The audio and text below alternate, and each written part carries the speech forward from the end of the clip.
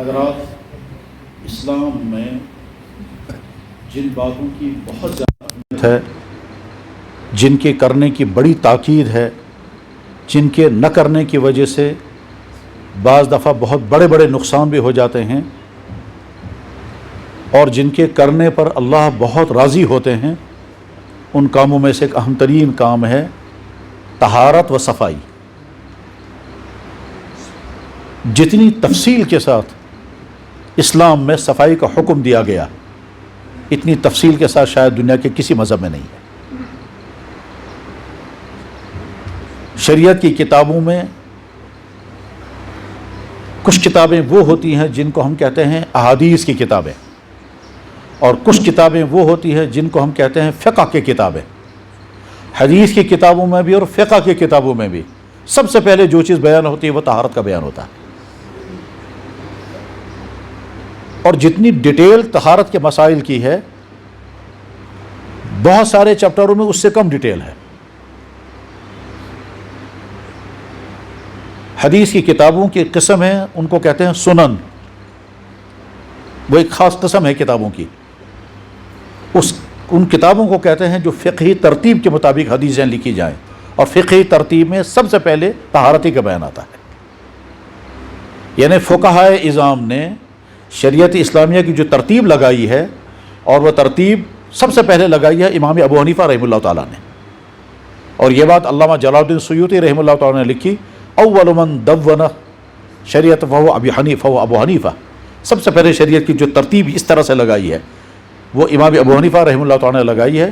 وہ کیا ہے کہ صاحب سب سے پہلے نماز کا بیان ہوگا، پھر زکوٰۃ کا بیان ہوگا، پھر روزے کا بیان ہوگا، پھر حج کا بیان ہوگا، پھر نکاح کا یا بقیہ ابواب آئیں گے، تو سب سے پہلے نماز کا بیان ہوگا۔ مگر نماز کا بیان کرنے میں سب سے پہلے طہارت کا بیان ہوگا۔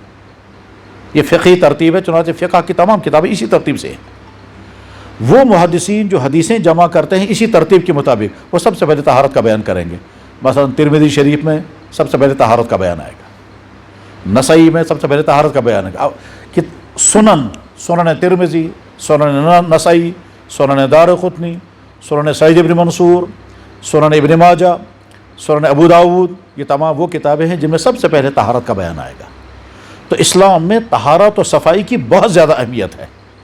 اللہ تعالیٰ قرآن کریم میں فرماتے ان اللہ یحب المطہرین، اللہ تعالیٰ بہت پسند کرتے ان کو جو طہارت اور صفائی دونوں کرے۔ جناب رسول اللہ صلی اللہ علیہ وسلم نے ارشاد فرمایا ان اللہ نظیف یحب النظافہ، اللہ خود بہت صاف ہیں اور یہ بھی پسند کرتے ہیں کہ ہر انسان بہت صاف رہے۔ یہی وجہ ہے کہ اسلام میں مسواک کی اتنی زیادہ اہمیت ہے۔ ظاہر ہے مسواک کا کام منہ کی صفائی ہے۔ یہی وجہ ہے کہ اسلام میں استنجا کرنے کی اتنی اہمیت ہے۔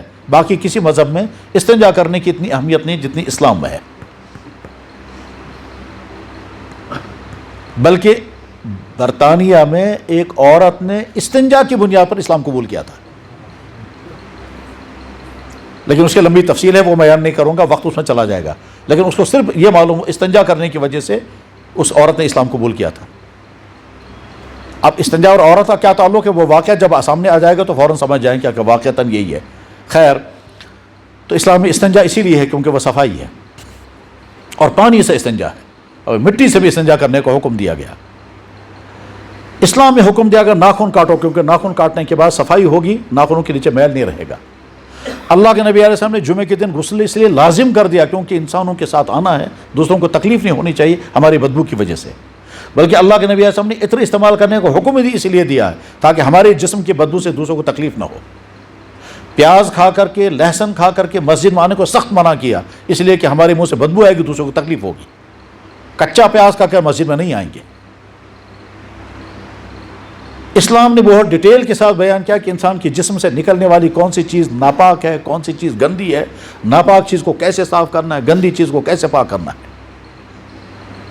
پسینے کی وجہ سے بدبو آ جائے گی تو اسلام میں حکم غسل کر کے آؤ۔ ہمارے یہاں کتابوں میں مسئلہ لکھا ہوا ہوتا ہے کہ جس آدمی کے جسم سے بدبو آتی ہو اس کو مسجد میں آنے کی اجازت نہیں ہے تب تک جب تک اپنی بدبو کا علاج نہ کراؤ۔ اسلام میں حکم ہے کہ جس کے منہ سے بدبو آتی ہو اس کو حکم ہے کہ تم دوسرے کے منہ کے قریب کر کے بات مت کرو کیونکہ تمہاری بدبو کی وجہ سے اس کو تکلیف ہوگی۔ جس کے جسم سے مسلسل ایسی بھی بدبو آ رہی ہو جو دور نہیں ہو رہی ہے، اس کے لیے حکم ہے کہ آپ اپنے گھر میں نماز پڑھیں، کیونکہ تمہاری وجہ سے مسجد میں آنے والوں کو تکلیف ہوگی۔ غرض یہ کہ اسلام میں صفائی کی بہت زیادہ اہمیت ہے۔ بدن کی صفائی کا حکم الگ ہے، کپڑوں کی صفائی کا حکم الگ ہے، جگہ کی صفائی کا حکم الگ ہے، گھروں کی صفائی کا حکم الگ ہے، باتھ روموں کی صفائی کا حکم الگ ہے۔ بلکہ یہ بھی حکم دیا گیا کہ اگر آپ کامن باتھ روم استعمال کر رہے ہیں تو جب آپ باتھ روم کر کے واپس نکلیں گے تو آپ اس طرح سے اس کو صاف کرو کہ جب دوسرا آدمی آئے گا تو اس کو نفرت نہیں ہونی چاہیے۔ بلکہ وہاں یہ بھی لکھا ہوا ہے کہ جب آپ باتھ روم میں جائیں گے تو آپ کیا چاہیں گے کہ آپ کو صاف ملے، خاص طور پر ٹوائلٹ آپ کو صاف ملے، بس ٹھیک جب آپ یوز کر کے باہر نکلیں گے تو آپ دوسروں کے لیے صاف کر کے جائیں، دوسروں کے لیے صاف کر کے جائیں۔ یعنی اگر ہم داخل ہو گئے اور کسی نے گندگی وہیں رکھی تھی اور صاف نہیں کیا تھا، ہم کو برا لگے گا۔ اب ہم کو برا لگے گا تو جب ہم نکلیں گے تو ہم ویسا کر کے نہیں جائیں گے کہ ہمارے بعد آنے والے کو تکلیف نہ ہو۔ صفائی کی دو الگ الگ چپٹر ہیں، ایک ہے پاک ہونا اور ایک ہے صاف ہونا۔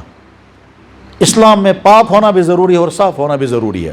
باقی قوموں کے ہاں تو ہو سکتا ہے پاکے ناپاکے کو کہ تصور نہ ہو، مثلا ان کے ہاں غسل لازم ہوتا ہی نہیں ہوگا۔ جن چیزوں سے اسلام میں غسل فرض ہو جاتا ہے، بالغ لوگ سمجھتے ہیں، شادی شدہ لوگ سمجھتے ہیں کہ غسل لازم کب ہو جاتا ہے۔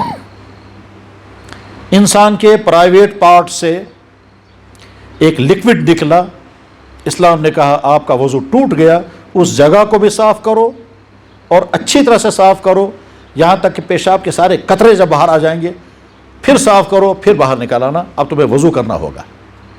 اسی پرائیویٹ پارٹ سے ایک اور لکوڈ نکلا، اسلام نے کہا یہ بھی ناپاک ہے، اس پہ بھی تمہیں وضو کرنا ہوگا، اس کا نام ہے مزی۔ اسی پرائیویٹ پارٹ سے ایک تیسرا لکوڈ نکلا، اس کا نام ہے منی یا سیمن، اسلام نے کہا آپ کے ذمہ غسل لازم ہو گیا۔ اور اس غسل لازم ہونے کی بہت ساری وجوہ اور حکمتوں میں سے سب سے پہلی حکمت یہ ہے اللہ کے نبی نے غسل لازم کیا، ہمیں اور کوئی حکمت نہیں چاہیے۔ لیکن ساتھ میں یہ بھی ہے کہ عام طور پر جب منی خارج ہوتی ہے تو انسان کا پورا جسم جھٹکے کھاتا ہے، پورے جسم میں لذت محسوس ہوتی ہے، مسامات سے باڈی سے گرم ہوا باہر نکلتی ہے، اور اس کے معنی ہے کہ پورا جسم متاثر ہو گیا۔ ایسا بھی ہو سکتا ہے کہ اب پسینہ آ جائے، ایسا بھی ہو سکتا ہے پورا بدن بار بار ہل گیا ہوگا اور لذت پورے جسم میں محسوس ہوئی ہوگی۔ ان تمام امور کی وجہ سے پورا جسم دھونا ہوگا، بلکہ اللہ تعالیٰ فرماتے ہیں بہت زیادہ صفائی کرو، بہت زیادہ پاکی کرو۔ اب تو کلی کرنا بھی تمہارے ذمہ لازم ہو گیا، اب تو ناک میں پانی ڈالنا تمہارے ذمہ لازم ہو گیا، اور بدن کی کوئی جگہ باقی نہیں رہنی چاہیے، ہر جگہ پانی پہنچ جانا چاہیے۔ تحت کل شعرۃ جنابۃ، ہر بال کے نیچے سمجھو تم ناپاکی آ گئی، کوئی جگہ خشک نہیں رہنی چاہیے۔ وضو میں کلی کرنا صرف سنت تھی، غسل میں لازم ہے۔ وضو میں ناک میں پانی ڈالنا صرف سنت تھا، وضو میں لازم ہے۔ یہ سب کیا ہے؟ طہارت کے احکام۔ خواتین کو جب خاص عذر پیش آتا ہے تو اللہ نے حکم دیا کہ ان سے دور رہو، اس حالت میں تم ان کے قریب مت جانا، کیونکہ اس میں جو ان کی حالت اس وقت ہے وہ ناپاکی کی حالت ہے، وہ تکلیف کی حالت ہے، اس میں تم کو بھی تکلیف ہوگی اور ان کو بھی تکلیف ہوگی۔ تم کو بھی ایسی بیماریاں ہو سکتی ہیں جن بیماریوں کا علاج آسان نہیں ہے۔ اگر مینسز کی حالت میں میاں بیوی اپنے پرائیویٹ تعلقات قائم کریں گے تو عورت کو بھی ایسی بیماریاں ہو سکتی ہیں جن کا علاج بہت مشکل، اور مردوں کو بھی ایسی بیماریاں ہو سکتی ہیں جن کا علاج بہت مشکل، کیونکہ اس مینسز کی حالت میں خون کے قطرے ہو سکتا ہے مرد کے پرائیویٹ پارٹ میں لگ جائیں، اندر چلے جائیں، تو ایسی بیماریاں ہوں گی، وہی بیماری آگے چل کر کینسر بنتی ہے۔ اسلام نے اس کو اتنا سخت حکم دیا کہ اس حالت میں عورتوں کے نزدیک بھی مت جانا۔ اور جو ہی عورت کا وہ اینڈ ہو گیا، وہ جو سائیکل اس کا تھا، جو ہی اینڈ ہو جائے گا حکم دیا پہلے اچھی طرح سے غسل کرو۔ بلکہ بخاری میں تو حدیثیں ہیں اور وہاں پتہ چلتا ہے کہ ایسے وقت میں عورتیں پہلے اپنے جسم کو خوشبو سے ملیں، اور ملنے کے بعد ساری بدبو دور ہو جانی چاہیے۔ اب اس زمانے میں خوشبودار صابن تو نہیں ہوتے تھے، وہ تو آج ہیں، اس لیے آج جب صابن ہم استعمال کرتے ہیں تو بہت صفائی ہو جاتی ہے۔ اس زمانے میں صابن نہیں تھی، اس زمانے میں حکم تھا پانی میں تھوڑے سے پانی میں عطر ڈالو، عطر ڈال کر کے اب وہ پانی خوشبودار ہو گیا، اس عطر سے پورے بدن کو پہلے ملو، اور ملنے کے بعد اب اوپر سے پانی ڈالو تو بدن کے اندر خوشبو آ جائے گی۔ یہ سب حکم کیوں دیا جا رہا ہے؟ کیونکہ یہ دونوں میاں بیوی ہیں، ان دونوں میاں بیویوں کو ایک دوسرے کے قریب رہتے ہوئے نفرت ہی نہیں آنی چاہیے کہ اس کے جسم میں بدبو آ رہی ہے۔ اور وہ بدبو آج کے زمانے میں تو صابنوں سے دور ہو جاتی ہیں، لیکن اس زمانے میں تو صابن نہیں تھے۔ کسی مذہب میں عطر کی اتنی تفصیل بیان نہیں کی گئی جتنے عطر کا استعمال اسلام میں ہوتا ہے. اسے دنیا میں مسلمان عطر کا مارکیٹ ہے. اتنی تفصیل کے ساتھ عطر و پرفیوم دوسرے کسی مذہب میں نہیں, کسی سوسائٹی میں نہیں جتنا اسلام میں ہے. یہ بھی صفائی کا حصہ. تو اسلام میں صفائی کا ایک حکم تو ہے جو طہارت سے جڑا ہوا ہے, اور اس طہارت میں قطروں کا بھی حساب ہوگا. چھوٹی سے چھوٹی ناپاکی کو بھی ناپاک قرار دیا جائے گا. اور ایک وہ ہے جس کا تعلق ناپاکی سے نہیں ہے, صفائی سے ہے. مثلا ایک آدمی میلا کو چیلا ہے, تو ناپاک تو نہیں لیکن میلا کو چالا, اسلام اس کو بھی پسند نہیں کرتا. حضور نبی علیہ السلام کی خدمت میں ایک صحابی آئے, ان کے بال الجھے ہوئے تھے, تو آپ نے فرمایا اکرموا شعورکم, جب تم نے بال رکھے تو اچھا صاف رکھو ان کو, یعنی ان کو دھو, ان کا کنگھا کرو, ان کو تیل لگاؤ, سجا کر کے رکھو. یہ سمجھ, اگر آج کے زمانے میں ہمارے نبی جناب رسول اکرم صلی اللہ علیہ وسلم ہوتے تو آج جو صفائی کا سب سے اعلیٰ ترین معیار ہے اسی معیار پر تھے حضور. صفائی کا اتنا اہتمام کرتے تھے, کوئی بھی چیز آپ کی گندی نہیں. بلکہ دنیا سے رخصت ہوتے وقت آپ نے سب سے زیادہ اہتمام کے ساتھ مسواک کیا کہ میرے کی منہ کی بدبو کی وجہ سے فرشتوں کو تکلیف نہیں ہونی چاہیے. غرض ہے کہ اسلام میں صفائی کی بہت تاکید ہے, بہت اہتمام ہے. لہٰذا اپنے کپڑوں کو بہت صاف رکھنا چاہیے, اپنے بستروں کو بہت صاف رکھنا چاہیے, اپنے برتنوں کو بہت صاف رکھنا چاہیے, اپنے گھروں کو بہت صاف رکھنا چاہیے. اور وہ صاف اس لیے نہیں رکھنا ہے کہ دوسروں کو دکھائیں, بلکہ اس لیے کہ انسان کے نیچر میں صفائی. یہ فرق ابھی سمجھ میں آ جائے گا آپ کو. ایک ہے دوسروں کو دکھانے کے لیے صفائی, اور ایک ہے نیچر میں صفائی نہیں ہے. اس کی مثال میں بتاتا ہوں.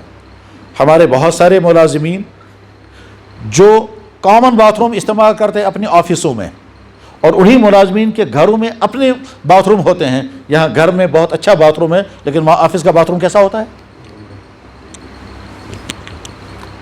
حتیٰ کہ بڑے بڑے افسروں کا حال بھی دیکھا یہی کہ صاحب کے آفس میں گئے, اس کا باتھ روم دیکھا تو اتنا گندا, حالانکہ ان کے گھر میں بہت اعلیٰ درجے کا باتھ روم ہے, بہترین ٹائلیں لگی ہوئی ہیں, بہت صفائی ہے. تو اگر وہ صفائی کی مزاج آپ کو گھر میں تھا تو یہاں کیوں نہیں ہے؟ آپ کا باتھ روم یہاں پہ ایسے صاف ہونا چاہیے. صفائی کا مزاج نہ ہونے کا نتیجہ کیا ہے کہ کہیں جب عوامی بیت الخلاء بنائے جاتے ہیں اڈوں پر, ٹھیک ہے نا, ایک ہفتہ بھی نہیں نکلتا ان کا. وجہ یہ ہے کہ صفائی کا اہتمام نہیں ہے. ایک ہفتے کے اندر وہ بھر جاتا ہے, اس کے بعد پھر وہ جانے کے قابل ہی نہیں رہتا. حالانکہ اسلام نے جتنی صفائی کا حکم دیا ہے اتنا حکم کسی اور مذہب نے نہیں دیا. لہذا ہم جہاں رہیں بہت صفائی کے ساتھ رہیں. ہمارے ذریعے سے دوسروں کو کوئی چیز, جناب والا یہاں کے لوگ اپنے گھروں کی صفائی کریں گے اور سڑکوں میں ڈال دیتے ہیں, دکانوں کی صفائی کریں گے اور کچرا جو ہے وہ سڑکوں میں ڈال دیں گے. اور اس کی سب سے, ہم اگر اپنی صفائی کی مزاج کو دیکھنا چاہیں تو دیکھ لیجئے, محلوں میں جہاں کچڑا جمع کیا جاتا ہے وہاں کی حالت کیا ہوتی ہے. ہم لوگ اس انتظار میں رہتے ہیں کہ میونسپلٹی والے آ کر صفائی کریں گے. بلا شبہ ان کی ڈیوٹی ہے صفائی کرنے کی, مگر ہماری ذمہ داری بھی کچھ نہ کچھ ہے. وہ یہ کہ ہم گندگی پھیلانے سے پرہیز کریں. لہٰذا جہاں جہاں گندگی کے خطرات ہیں وہاں اپنے آپ کو بچانا چاہیے. اسی سلسلے میں آج کا جو اس وقت ہمارے سامنے جو مسئلہ عام تو ہے, ویسے تو مسلمان الحمدللہ خوب صفائی کا اہتمام کرتے ہیں, مگر قربانی کے دنوں میں بعض علاقوں میں اس میں بڑی بے احتیاطی بھی ہوتی ہے کہ صاحب خون بہہ رہا ہے نالیوں میں, سڑکوں پر لوگ جانور ذبح کر رہے ہیں, ٹانگیں پھینکی جا رہی ہیں, چمڑا پھینکا گیا اس کے بعد کتے اسے گھسیٹ رہے ہیں. جہاں میونسپلٹی والوں نے جگہ رکھی ہے وہاں لے جا کر ساری گندگیاں ڈالتے ہیں اور پوری بدبو پھیل جاتی ہے, اور بدبو پھیلنے کے بعد پھر لوگ بیمار بھی ہو جاتے ہیں. ان تمام چیزوں کا بہت خیال رکھنا چاہیے کہ ہم گندگی پھیلانے والوں, ہم وہ ان لوگوں کو بھی دیکھتے ہیں کہ جو قربانی کریں گے تو پہلے گڑھا کھودیں گے, اور گڑھا کھودنے کے بعد پھر جانور ذبح کریں, سارا خون اس میں ڈالیں گے, اس کے بعد دوسرا گڑھا کھودیں گے, اس دوسرے گڑھے میں وہ ساری ہڈیاں ڈال دیں گے, اور اس کا پھر بند کر دیں گے. قربانی ہونے کے بعد پتہ ہی نہیں چلتا یہاں قربانی ہوئی ہے. یہ ہے مزاج. دنیا میں سلاٹنگ کا سسٹم کہاں کتنا گندا ہوتا ہے اور کہاں کتنا صاف ہوتا ہے, یہ مذہبوں کا مسئلہ بھی ہے, اور یہ ساتھ میں انسانیت کا مسئلہ بھی ہے, اور فطرت کا مسئلہ بھی ہے. تو اس لیے ہمارے ذریعے سے گندگی نہیں پھیلنی چاہیے. بہت مبارکبادی کے مستحق ہے وہ مسلمان کہ جو کسی جگہ ایسی گندگی نہ پھیلائیں جسے دوسروں کو تکلیف ہو. ہم اپنے گھروں کی صفائی کر کے سڑک پر ڈال دیں, اور اس کے بعد چلنے والوں کو تکلیف ہو، اس کا مطلب یہ ہے کہ ہم فطری طور پر ہماری حالت صفائی پسند کی نہیں ہے۔ صفائی پسند کے معنی یہ نہیں کہ میرا گھر صاف رہے، سڑک گندی ہو جائے۔ صفائی کا مطلب جہاں میرا ہے بس وہ صاف رہنا چاہیے، باقیوں کو کیا ہو مجھے اسے غرض نہیں۔ صفائی کا مزاج تو یہ ہے کہ آپ نے ہر جگہ صفائی پسند ہو، کہ مجھے اگر یہاں یہ کرنا پڑے تو یہ کروں گا، یہاں یہ کرنا پڑے تو یہ کروں گا۔ ہم نے اپنے بعض بہت بڑے بڑے بزرگوں کے متعلق عجیب باتیں سنی ہیں جن کو عقل بھی قبول نہیں کرتے، کہ ایسا بھی ہو سکتا ہے؟ کہ صاحب کچھ نیکیاں وہ ہیں جن نیکیوں کے لیے کوئی تیار نہیں ہوتا، وہ نیکی ہم کریں گے۔ تو کیا عوامی بیت الخلاء بنایا گیا تھا، اوقاف والوں نے بنایا یا کسی جگہ کسی اور ادارے نے بنایا، اور کچھ دنوں کے بعد وہ گندہ ہو گیا، کہ اس گندے بیت الخلاء کو صاف کرنے کے لیے کوئی تیار نہیں ہوگا، ہم جا کر کے یہ کام کریں گے ایسے وقت میں کہ کوئی نہیں دیکھے گا، پھر کہیں گے یا اللہ اگر آپ کو یہ عمل پسند آ گیا تو آپ قبول فرما لیجئے گا۔ چنانچہ ایسا بھی پایا گیا کہ اس طرح کے انسانوں کی مغفرت اسی پر ہو گئی۔ واقعات میں تفصیل سے بیان نہیں کر سکتا، اس میں وقت چلا جائے گا۔ یہ والی نیکی تو کوئی بھی کرنے کو تیار نہیں۔ اور یہاں پہنچ کر کے میں ایک اہم ترین بات عرض کرنا چاہوں گا جس میں ہم سب کو کوتاہی ہوتی ہے، وہ کیا؟ ہم جب سڑکوں پر گزرتے ہیں تو ہم دیکھتے ہیں صفائی کرنے والے، وہ ہمارے بھائی ہیں۔ جو جھاڑو دے رہا ہے وہ ہمارا بھائی ہے، جو صفائی کر رہا ہے وہ ہمارا بھائی ہے، اور وہاں سے جو گندگی اٹھا رہا ہے وہ ہمارا بھائی ہے۔ لیکن عام طور پر ان کو حقارت سے دیکھتے ہیں، جم گئی شیخ، جم گئی واتل، یہ ہے موچی، یہ ہے بھنگی، یہ ہے صفائی کرمچاری۔ میرے بھائی ان تمام کا احسان ہے ساری قوم پر، اگر وہ صفائی کی ہڑتال کر دیں گے پھر دیکھیں گے کیا ہوگا۔ اگر وہ صفائی کرنے والے اپنی صفائی چھوڑ دیں اور یہ کہیں گے ہم یہ کام ہی نہیں کریں گے، چاہے تنخواہیں بھی ہمیں ملیں اور میونسپلٹی والوں سے بھی ہاتھ، تو اس کے بعد سڑکوں کا کیا بنے گا؟ یہ سمجھے ان کا ساری سوسائٹی پر احسان ہے۔ سڑک سے گزرنے والا چاہے بڑے سے بڑا آدمی ہو، چھوٹے سے چھوٹا، دیندار ہو یا کوئی بھی ہو، اس کو اگر سڑک صاف ملے تو مہربانی اس شخص کی ہے، جس کو ہم کہتے ہیں فورتھ کلاس صفائی کرمچاری، حقارت کے ساتھ نام لیتے ہیں۔ یم گئے صفائی کرنے والے بچیر کیا سا یعنی ایڈ چھوڑنا، یم گئے واتل نعوذ باللہ من ذالک، یم گئے شیخ، یم کا لائق۔ تو یہ جو حقارت کا تصور ان کے متعلق ہے، ان کا تو بہت بڑا احسان ہے۔ میں نے اپنے بہت بڑے بزرگ کے بارے میں سنا، وہ کہتے ہیں کہ جب میں گزرتا ہوں سڑک سے اور میں کسی کو صفائی کرتا کرتا دیکھتا ہوں تو میں تھوڑی دیر رکتا ہوں، میں سوچتا ہوں خدایا اگر یہ میری جگہ ہوتا میں اسی کی جگہ ہوتا تب۔ نمبر 2، یا اللہ اگر یہ صفائی نہیں کرے گا تو مجھے اور ساری قوم کو کیا بنے گا؟ بات تو صحیح ہے۔ جناب نالی بند ہو گئی ہے، ڈاؤن ٹاؤن یہاں دیکھ لیجئے، ڈاؤن ٹاؤن میں نالی میں کے اندر پاخانہ بھی چلتا رہتا ہے، نالی میں تھوپ آ گیا، رکاوٹ آ گئی، اس میں چونکہ کچرا جمع ہو گیا، اب وہ سڑک پر آ گیا سارا، ٹھیک ہے، ہم سب ڈر کر کے نکل جائیں گے اور چھینٹیں نہیں آنی چاہیے۔ اب جو آدمی بھی آگے آ کر کے صفائی کرتا ہے یہ ساری قوم پر احسان کر رہا ہے، مگر ہم اس کو اپریشیٹ کرنے کو تیار نہیں ہیں۔ ہم اپنے آپ کو تیار کریں اس کے لیے اس کا تو سوال ہی نہیں، اور کسی اور نے کیا تو ممکن ہے کہیں ہم کہیں گے مبارک، بہت مبارک تم نے کم سے کم، اور اگر نہیں تو آئے گا بیچارہ وہی صفائی کرنے والا، اب وہ جھاڑو سے اس کو صاف کرے گا، اس کے بعد پھر وہ کچرا اٹھا کر کے ٹرالی میں ڈالے گا، اور بعد میں پانی جب نکلنے لگا اور گندگی، اور وہ جو سڑک ناپاک ہوئی ہے، گندی ہوئی ہے، اس گندے کو اگر ہم سے تو اطمینان کا سانس ہوتا ہے، یہ تو اس نے مہربانی کی، چاہے وہ تنخواہی کے بدلے میں کیوں نہ کر رہا ہو۔ تو اسلام میں صفائی کی بڑی اہمیت ہے، سڑکیں گندی نہیں کرنی چاہیے کسی بھی جگہ۔ ہم اپنے گھر کی گندگیاں سڑک پر ڈال دیں نہیں ہیں، خصوصاً جن لوگوں کے ہاں ایسے بیت الخلاء ہیں، جن بیت الخلاؤں سے نکلنے والا فضلہ سڑکوں پر آ جاتا ہے، ان کو بہت اہتمام کرنا چاہیے۔ ہماری وجہ سے گزرنے والوں کو تکلیف نہ ہو، ہماری وجہ سے چھینٹیں آئیں گی گاڑیوں کو، انسانوں کو، نمازیں لوگوں کے خراب ہوں گی اور سبب بنیں گے وہ اپنے گھر کی۔ اس طرف لوگوں کا دھیان ہی نہیں جاتا ہے، اور حقیقت صورت یہی ہے۔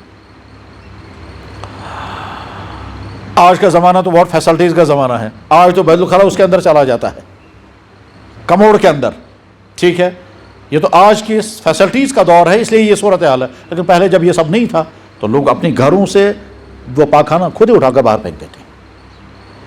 چنانچہ میں نے اچھے بزرگ سے سنا، اور اسی مسجد میں سنا، ان کی شاید وفات بھی ہو گئی، اب میں نے سنا ان سے، ان کی شاید وفات بھی ہو گئی ہے، انہوں نے مجھے بتایا کہ میں میر وائز مولانا یوسف صاحب سے ملاقات کرنے کے لیے ان کے یہاں گیا، یہاں میر وائز منزل جہاں مولانا یوسف صاحب رہا کرتے تھے راجوری کدل میں۔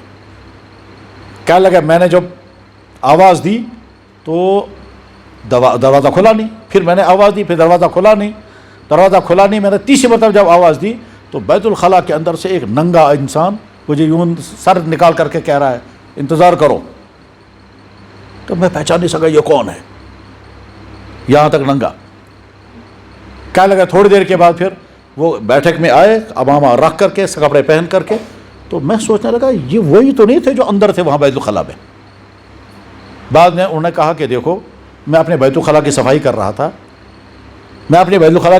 رہا تھا، اور وہ بیت الخلاء خود ہی اٹھا کر کے ٹوکرے میں لے جا کر کے پھر مجھے کہیں ڈالنا ہوتا تھا، اور وہاں وہ اپنے آنگن میں ایک گڈھا کھودتے تھے، وہ بیت الخلاء جمع کر گڈھے میں ڈالتے تھے، پھر اس کے بعد سے مٹی ڈالتے تھے. اس کام میں لگا ہوا تھا، اس لیے میں نے کپڑے نکال رکھے تھے. اب میں کپڑے پہن کر آ گیا. کہنے لگا میں سوچنے لگا وہ شکل جو میر وائز مولانا یوسف صاحب کی میں نے دیکھی وہ کیسی تھی اور اب کیسی ہے. ظاہر ہے وہ جب صفائی کرنے کے لیے بیت الخلاء میں گئے ہوں گے تو انہوں نے یہاں تک پاجامہ پہنا ہے، اوپر بدن ننگا تھا، وہ صفائی کر رہے ہوں گے. کون سی صفائی؟ سارا بیت الخلاء وہاں جمع ہے. پہلے زمانے میں جو کشمیری جو سیدھا سادہ بیت الخلاء ہوا کرتا تھا وہ تھا گھر میں. پھر میں نے ایک دفعہ میں نے ان سے پوچھا بھی میں دیکھنا چاہتا ہوں وہ جگہ، وہ غسل خانہ انہوں نے مجھے دکھایا. غرض یہ کہ انسان کے مزاج صفائی پسند ہونا چاہیے. اور اسی بیچ میں بس آخری بات میں عرض کرتا ہوں، قربانی کے ایام چل رہے ہیں. بہت سارے لوگ بڑی غلطیاں کرتے ہیں. کیا صاحب؟ جانور کا ذبح کرتے ہوئے اس کی ویڈیو بنا رہے ہیں اور سوشل میڈیا پر ڈال رہے ہیں. یہ کون سی کوئی اچھی چیز ہے جو ہم دوسروں کو دکھا رہے ہیں؟ جانور کو تڑپتے ہوئے دکھانا یہ کون سی کوئی اچھی چیز ہے؟ سڑک پر جانور ذبح کیا جا رہا ہے، خون سڑک پر بہہ رہا ہے، یہ کوئی اچھی چیز نہیں ہے. اسلام تو کہتا ہے صفائی کرو اور ہم خون وہاں ڈال رہے ہیں. ایسا نہیں. اسی طرح سے جانور ذبح ہونے کے بعد گوشت تقسیم کیا گیا، وہ ہڈیاں اور کھالیں اور سر اور پاچے، اور یہ بعد میں جو ہیں جب کوئی کہیں تو ایسی جگہ پر ڈال دیں گے وہاں کتے ان کو گھسیٹتے ہیں، اور بہت ہی نامناسب صورتحال سامنے آتی ہے. اور اس کے ذریعے سے بعض دفعہ بہت غلط میسیج جاتا ہے دوسرے قوموں کے. آنکھ دیکھو مسلمان کتنے گندے قوم. کہتے ہیں بعض علاقوں میں پایا گیا یہ کہ ان کا دین اسلام ہے، سب سے زیادہ صفائی کا حکم دینے والا دین اسلام، اور وہاں کے مسلمان جو ہیں وہ سب زیادہ گندگی میں مبتلا رہتے ہیں. بہرحال صفائی کا مزاج بننا چاہیے، اور ہر چیز میں، صرف اپنی ہی نہیں، ہم عوام کے لیے بھی صفائی پسند ہو، سڑکوں کے لیے بھی صفائی پسند ہو. جناب والا ہمارا اسلام تو حکم دیتا ہے کہ جب آپ کو تھوکنا ہو ایسی جگہ مت تھوکو کہ کسی دوسرے کو نظر پڑ جائے، اس کو نفرت ہو جائے. جناب رسول اللہ صلی اللہ علیہ وسلم نے نماز شروع کی، بخاری میں حدیث ہے، اور تقریباً 10-15 حدیثیں ایک ہی جگہ امام بخاری نے نقل فرمائی ہے. آپ علیہ السلام نے نماز کی نیت باندھی تو آپ نے سامنے دیکھا دیوار پر تھوک ہے، کسی نے بلغم پھینکا ہے اور دیوار پر لگا ہوا ہے. تو ایک حدیث میں تو آپ نے نماز توڑ دی اور اپنے دست مبارک سے صاف کیا ایسے اپنے کپڑے سے. مسجد نبوی میں دیوار میں کسی نے تھوکا تھا اور وہ تھوک بلغم کی شکل میں دیوار پر لگا ہوا تھا، تو آپ نے اپنے اس سے. اور ایک روایت میں ہے کہ نہیں نماز توڑی نہیں ہے، نماز کے بعد آپ نے اس کا اٹھا کر کے اس کے ساتھ. صفائی کا اتنا اہتمام ہے کہ آپ علیہ السلام کی مسجد نبوی میں ایک عورت صفائی کیا کرتی تھی. وہ جب نمازی چلے جاتے تھے وہ آتی تھی اور صفائی کرتی تھی مسجد کی. صفائی کیا کرنی ہوتی تھی؟ تنکے اٹھانا، کپڑوں کے ٹکڑے اٹھانا، اس طرح، ورنہ تو سیدھے وہاں نیچے ریت تھا. بہت پیاری عورت تھی وہ. کچھ دن گزر گئے وہ عورت نظر نہیں آئی، تو جناب رسول اللہ صلی اللہ علیہ وسلم فرمایا وہ عورت کہاں چلی گئی؟ تو عرض کیا کہ حضرت اس کی وفات ہو گئی ہے. آپ نے فرمایا افلا آذنتمونی، جب اس کی وفات ہو گئی تو مجھے بتایا کیوں نہیں، میں اس کا جنازہ پڑھتا. تو صحابہ کرام نے عرض کیا یا رسول اللہ رات کا وقت تھا، اس عورت کی وفات ہو گئی، ہم نے سوچا رات میں آپ کو کیا تکلیف دیں گے، اس لیے ہم نے خود ہی جنازہ پڑھ کے دفن کر دیا. تو جناب رسول اللہ صلی اللہ علیہ وسلم اس کی قبر پر تشریف لے گئے اور دوبارہ جنازہ پڑھا. بخاری بھی حدیث ہے. میں ایک مرتبہ مدینہ منورہ میں تھا، اللہ تعالیٰ بار بار پہنچائے. تو وہاں ہمارے ایک دوست ہیں جو وہیں مدینہ منورہ میں رہتے ہیں، مولانا قاری عبد الرحمن ان کا نام ہے. تو مجھ سے کہنے لگے کہ میں آپ کے لیے کھجوریں لاؤں گا. میں نے کہا بھائی مدینہ کی کھجوریں تو رحمت ہی رحمت ہے. کہنے لگا نہیں، اس کے علاوہ اس میں ایک خوبی ہے. میں نے کہا فرمائیے. کہنے لگا آپ نے حدیث تو پڑھی ہوگی امرأۃ سودا. میں نے کہا ہاں. کہنے لگا وہ جو امرأۃ سودا، وہ کالی عورت جو مسجد نبوی میں صفائی کیا کرتی تھی، اس کے باغ کی کھجوریں میں لاؤں گا. تو میں نے کہا بھائی اس کا باغ کہاں ہے؟ اسے بتایا قبا میں کسی جگہ پر اس کا باغ ہے، اس باغ میں وہ رہا کرتی تھی، اس باغ کی کھجوریں لاؤں گا. میں نے کہا اگر تم لاؤ گے نہیں میں خود ہی لینے کے لیے آؤں گا، اس سے زیادہ مقدس تبرک اور کیا ہوگا. غرض یہ کہ اللہ کے نبی علیہ الصلوۃ والسلام نے اس عورت کا یہ سارا اپریشیٹ اور تحسین کیوں کی ہے؟ اس کے صفائی کی وجہ سے. مسجد میں صفائی کیا کرتی تھی، اور بخاری میں حدیث ہیں اس کی. بہرحال مزاج صفائی کا ہونا چاہیے، کپڑوں کی صفائی، بدن کی صفائی، منہ کی صفائی، بدبو سے بچنا ہے، اپنے آپ کو بدبو سے بچانا، اپنی بدبو سے دوسروں کو بچانا ہے. ہمارے ذریعے سے گھروں میں گندگی نہیں ہونی چاہیے. جناب والا کتنی عجیب بات ہے کہ ایک شخص دوسرے کے گھر میں رات گزار کر کے آئے، اس کے بعد جب وہاں سے چلے تو گھر والے کہتے ہیں کوئی بکر انسان ہو سی، کتنا گندا انسان تھا یہ گندگی بچا کر کے گیا، باتھ روم بھی صاف نہیں اس نے کیا. تو یہ تو ویسے عام طور پر امید نہیں ہے کہ آج ایسا کرے گا، لیکن اگر خدا نہ خواستہ کوئی ایسا مزاج والا ہو اس کو سمجھنا چاہیے. اللہ اکبر. حضرت عائشہ صدیقہ رضی اللہ تعالی، خیر وہ لمبا واقعہ ہو جائے گا، اب اس کے سنانے کا وقت نہیں ہے. اس پورے بیان میں جو میسیج ہم سب کے لیے ہے، اللہ کرے وہ میسیج ہمارے دل میں بیٹھ جائے اور بعد میں ہم اپنے زندگی کا پیٹرن ایسے ہی بنائیں.